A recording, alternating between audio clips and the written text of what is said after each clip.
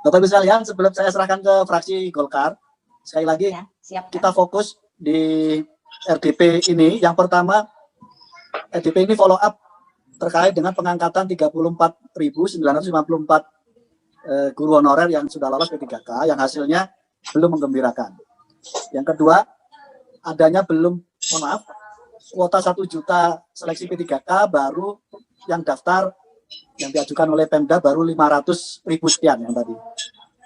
Saya kira ini bisa jadi concern kita. Yang ketiga terkait dengan aspirasi teman-teman dari guru honorer yang tergabung di organisasi GTK HNK 535 plus yang minta afirmasi, dan kita minta supaya ini bisa ada afirmasi khusus bagi mereka dan beberapa organisasi guru honorer K2 juga. Kami persilakan teman-teman dari fraksi. Ya, terima kasih.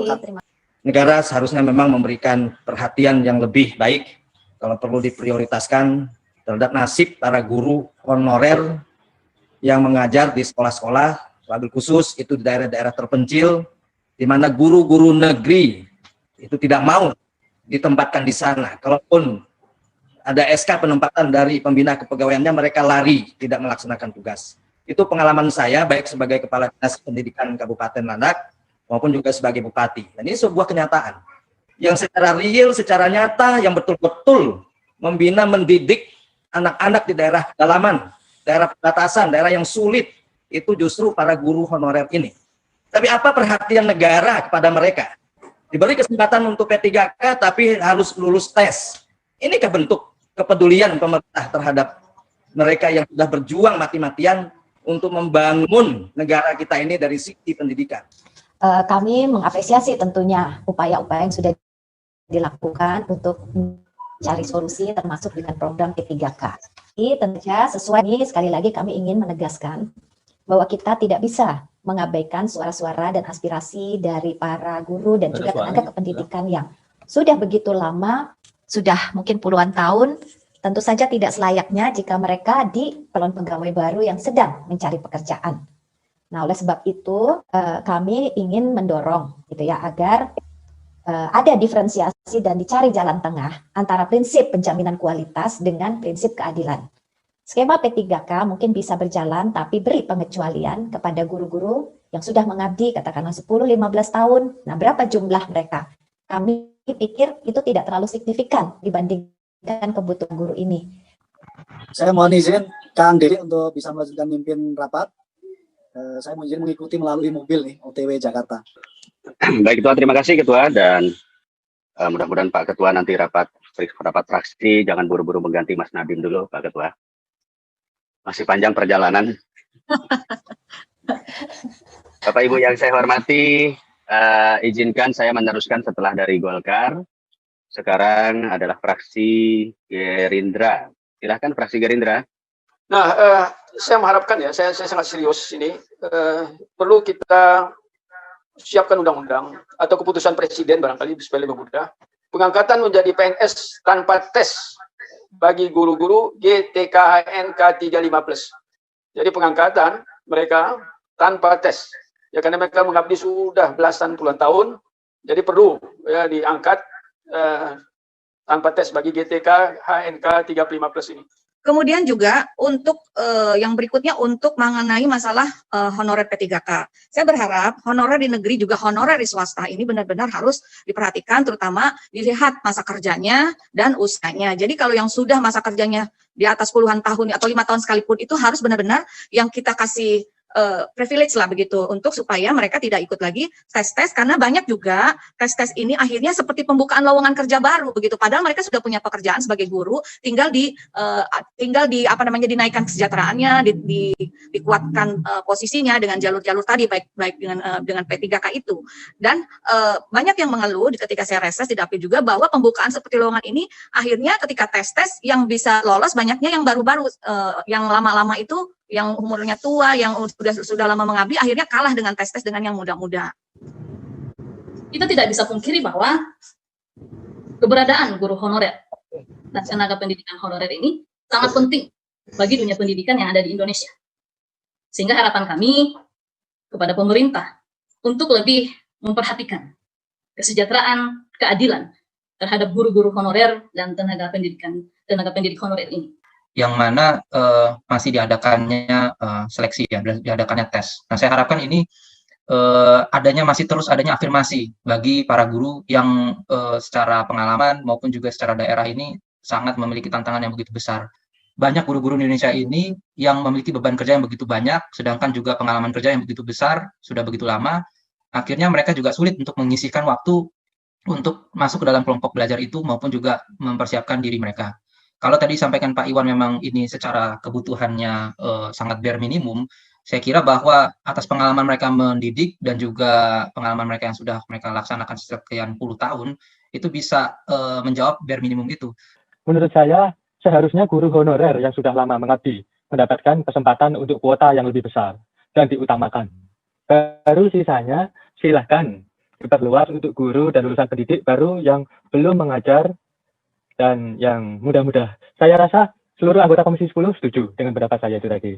Yang kami dapati di lapangan terkait masalah guru honor, kita sependapat semuanya kayaknya di ruangan ini bahwa persoalan guru honor ini harus menjadi prioritas. Pemerintah harus hadir di sini, bukan sekedar memberikan kebijakan, tapi pemerintah harus melihat lebih dalam. Mereka mau diuji seperti apa lagi? Sudah cukup seleksi K1, K2, sekarang P3, baru mau dibuat kelompok belajar lagi. Apakah tidak terhitung oleh pemerintah pengabdian mereka, guru honor baik yang ada di negeri maupun swasta, 15 tahun pengabdian, 10 tahun pengabdian, 5 tahun pengabdian. Ini harus menjadi perhitungan pemerintah untuk hal itu.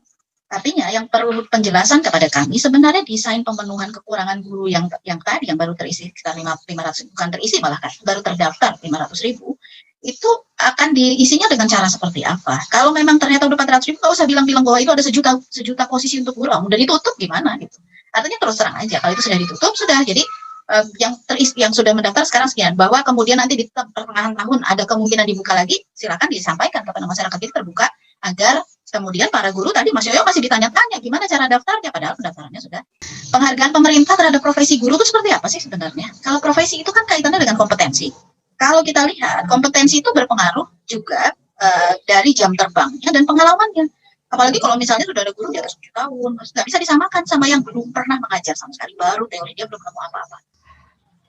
Ketika kita berbicara masalah guru, tentu tidak akan ada habis-habisnya dan cukup menarik begitu. Karena mengapa guru sebagai pahlawan tanpa jasa yang selama ini bisa mencerdaskan anak bangsa.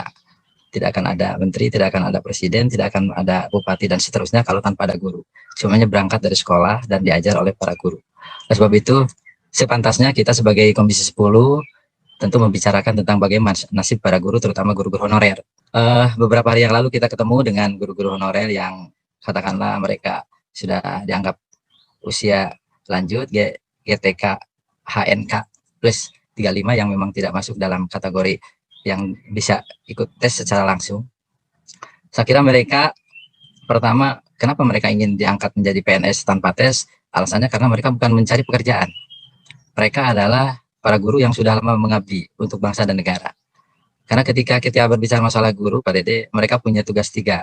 Pertama, sebagai pengajar yang menyampaikan, yang mendistribusikan berbagai ilmu pengetahuan. Kemudian yang kedua, sebagai pendidik. Bagaimana mengajar dari yang tidak bisa menjadi bisa, yang tidak mengerti menjadi mengerti, yang tidak mampu menjadi mampu, dan berbagai pengetahuan yang disampaikan. Terutama menyangkut masalah kepribadian, akhlakul karimah. Kemudian yang ketiga adalah tugas guru itu adalah sebagai pelatih, bagaimana melatih berbagai keterampilan. Oleh sebab itu tidak mudah dan tidak gampang menjadi guru, karena diperlukan satu teknik dan konteks di dalam rangka bagaimana mengajar. Adalah kenapa mereka tidak mau tes, karena nanti kalau tes itu ada batasannya, waktunya, seperti yang disampaikan oleh tadi teman-teman yang terdahulu. Oleh sebab itu mereka mengusulkan adalah bagaimana secara langsung diangkat. Guru GTK HNK itu yang plus 35 itu diangkat ya menjadi PNS tanpa tes. Mereka tidak menginginkan sekaligus, tetapi bertahap. Misalnya guru honorer yang 35 plus itu tidak menginginkan semuanya sekaligus diangkat menjadi PNS, tapi bertahap. Yang penting ada kepastian. Ada kepastian kapan mereka diangkat, berapa dulu yang diangkat, untuk jenjang pendidikan seperti apa, gitu dan seterusnya dan seterusnya. Di mana tadi saya dengar ada bimbelnya, akan dibuat komunitas, sehingga nanti suasananya akan dibuat sepertinya guru-guru yang mau ikut tes P3K ini akan seperti siaplah untuk menghadapi tes-tes tersebut. Yang kemudian yang kedua, ada kelonggaran kalau 3 kali berturut-turut boleh ikut. Jadi kalau sekali nggak lulus, 2 kali boleh, 3 kali mudah-mudahan diharapkan dengan seperti itu akan lulus. Dan yang ketiga juga akan dibuat suasana yang lebih baik lagi sehingga guru-guru P3K ini, maksud saya guru-guru yang akan tes ini akan bisa memenuhi kuota tersebut. Tapi saya juga ingin meminta dalam hal ini suatu kekhususan bagi guru-guru honorer yang mana tergabung di dalam GTK HNK plus 35, seperti yang sudah disampaikan oleh teman-teman kita tadi, bahwa memang guru honorer ini, apalagi yang sudah lebih dari 10 tahun, juga diberikan suatu affirmative action, apresiasi juga dari pemerintah kepada mereka yang telah mengabdi. Misalnya seperti kemarin, saya nggak mau P3K, gitu. Nah, gimana sih bisa membuat bahwa program ini bisa sukses, gitu? Menjaring mereka yang nggak mau P3K ini menjadi jatuh cinta terhadap pilihan P3K yang memang saat ini sudah menjadi pilihan program pemerintah yang diberikan kepada para guru, misalnya. Apa sih solusinya gitu? Karena ini merupakan sebuah fakta nyata, masalah yang nyata yang harus kita selesaikan bersama, baik pemerintah maupun DPR. Yang pertama saya ingat sebuah syair lagu ya, yang saya ingat itu, guru bapelita penerang dalam gulita, jasamu tiada tara. Jasa yang tiada tara itu ternyata tidak begitu dihargai, tidak begitu digubris, tidak begitu dipikirkan secara matang, kebijakan apa yang mengambil langkah-langkah konkret sehingga mereka bahagia. Gitu. Kalau kita lihat guru honorer di lapangan itu sangat luar biasa jasanya. Jadi mereka mengorbankan waktu, pikiran, bahkan uang yang mereka miliki karena penghasilan mereka memang sangat-sangat tidak cukup. Untuk transportasi aja nggak cukup, apalagi kalau bicara daerah 3T gitu. Akhirnya bersatu membuat satu kesatuan organisasi. Katakanlah kemarin yang terakhir datang ke kita ketika HNK plus 35 plus, yang mereka mengatakan kami bukan pencari kerja, tapi kami orang yang sudah bekerja. Dan kemudian tentu ada hak-hak yang mereka harus dapatkan dari apa yang mereka sudah selama ini mengabdikan dirinya, katakanlah mereka yang sudah minimal 5 tahun sampai dengan puluhan tahun.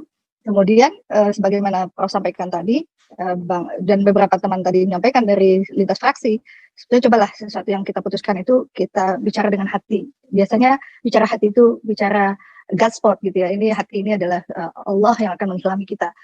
Seluruh tenaga kependidikan, guru honorer dan lain sebagainya yang dimaksudkan oleh dunia pendidikan dan dibutuhkan oleh siswa ini bisa diangkat.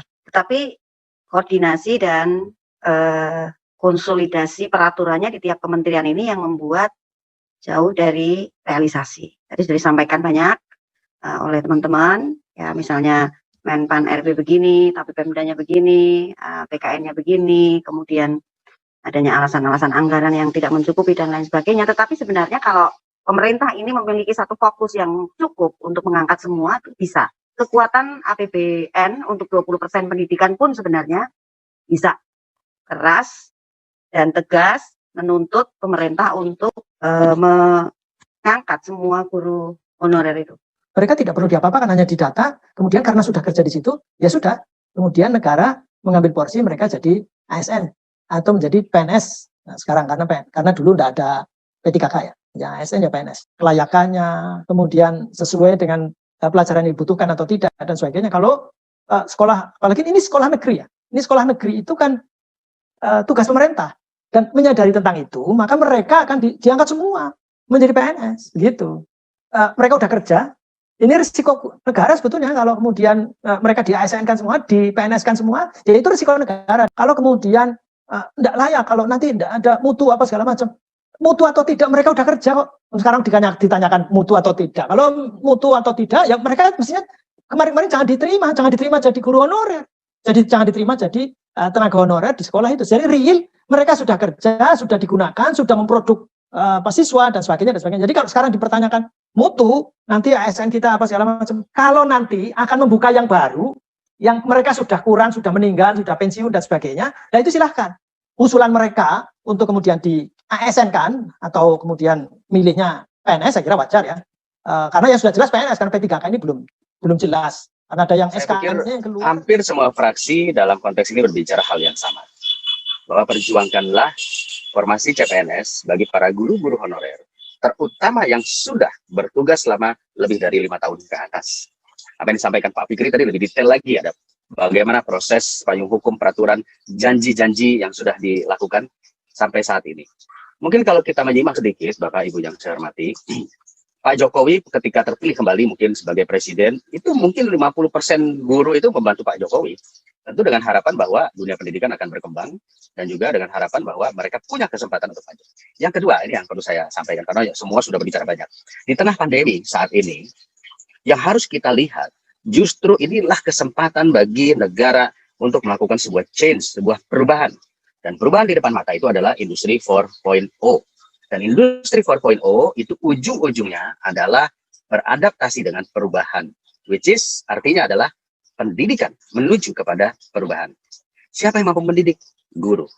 Jadi kalau kita berbicara, manfaatkanlah momentum PJJ ini. Momentum kita tidak bisa membangun infrastruktur, tidak bisa membangun pertambangan, tidak bisa membangun migas.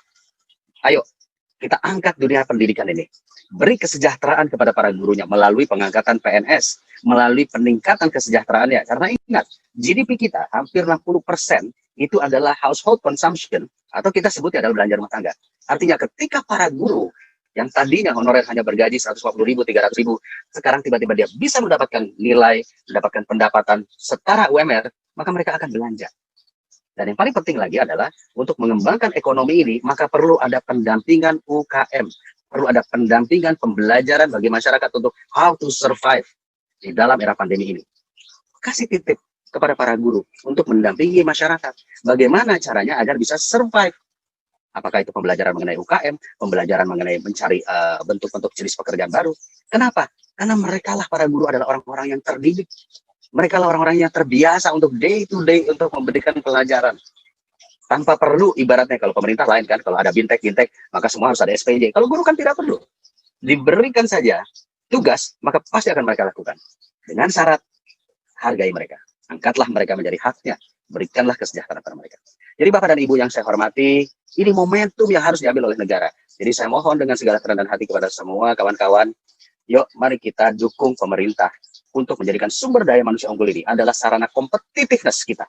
Agar bersaing dengan negara-negara lain. Jangan sampai ketika era pandemi ini selesai mungkin di 2022, ekonomi kita turun, SDM kita turun. Justru pada saat ekonomi kita turun, kita support SDM-nya naik, SDM unggul.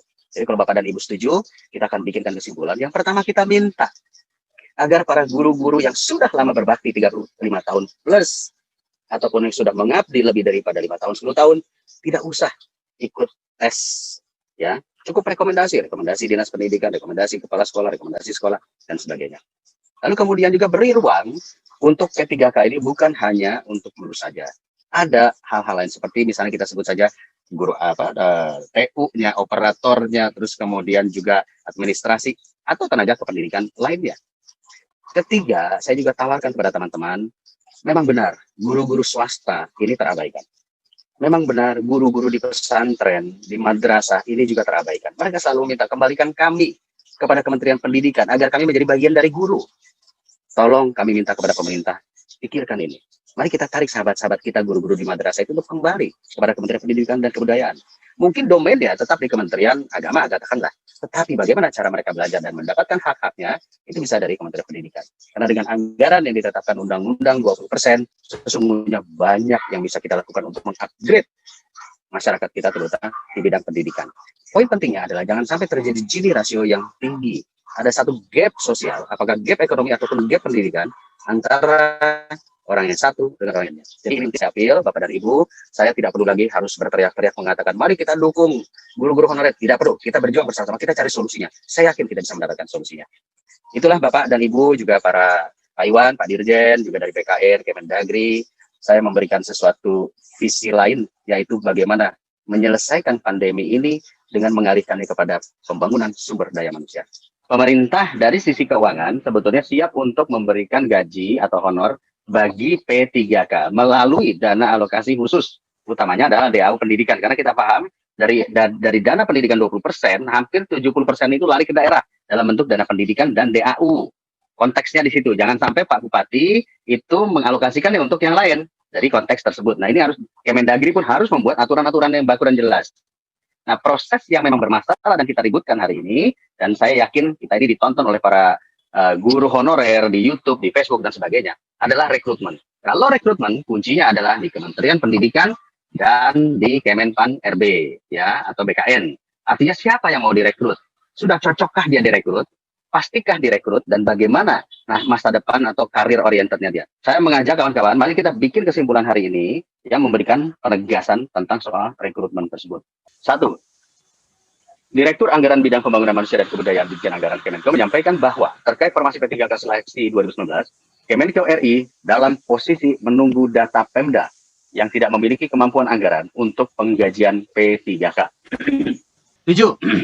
Terkait aspirasi GTK HNK 35 plus yang Ketua Dewan Penasehatnya Ibu Desi Ratnasari untuk diangkat PNS, maka Komisi 10 DPR RI mendorong Kemendikbud RI, Kemenpan RB RI, Kemendagri RI, Kemenkeu RI, dan BKN RI membuat skema kebijakan afirmasi melalui penerbitan peraturan perundangan, disertai pelatihan peningkatan kompetensi guru sebelum melakukan asesmen dan mempertimbangkan lama pengabdian, keadilan, dan menghindari diskriminasi pendidik dan tenaga kependidikan atau opsi lain yang memungkinkan.